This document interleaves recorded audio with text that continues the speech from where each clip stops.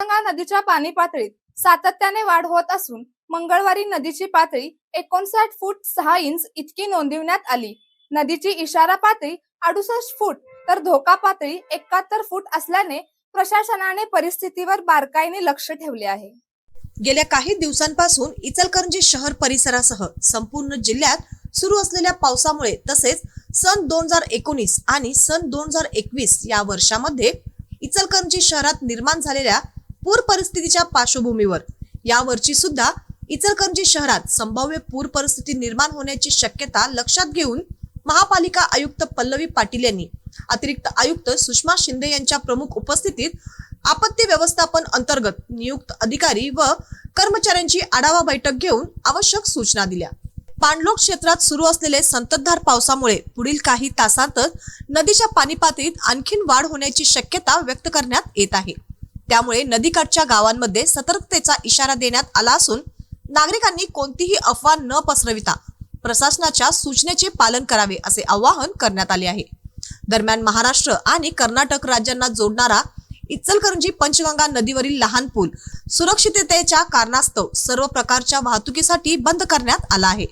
पुलावरून पाण्याचा प्रवाह वाढण्याची शक्यता लक्षात घेऊन हा निर्णय घेण्यात आला असून दोन्ही राज्यातील प्रवाशांना पर्यायी मार्गाचा वापर करण्याचे आवाहन प्रशासनाने केले आहे।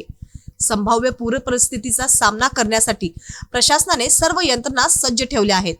नदी परिसरात अग्निशामक दल तसेच आपत्ती व्यवस्थापन पथक तैनात करण्यात आले असून नदीकाठच्या भागावर सातत्याने नजर ठेवली जात आहे। आवश्यकतेनुसार तातडीची मदत पोहोचवण्यासाठी बचाव साहित्य आणि मनुष्यबळही तयार ठेवण्यात आले आहे। प्रशासनाने नागरिकांना नदीपात्रात किंवा पुलाजवळ जाणे टाळण्याचे तसेच सेल्फी काढण्यासाठी अथवा पाण्याचा प्रवाह पाहण्यासाठी गर्दी न करण्याचे आवाहन केले आहे। हवामान विभागाच्या अंदाजानुसार पाणलोट क्षेत्रात पावसाचा जोर कायम राहण्याची शक्यता असल्याने नदीकाठच्या नागरिकांनी सतर्क राहण्याची गरज आहे।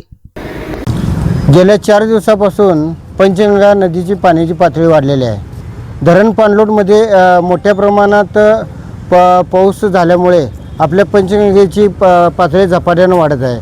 आज जर बघितले 59 वर पाण्याची पातळी आहे।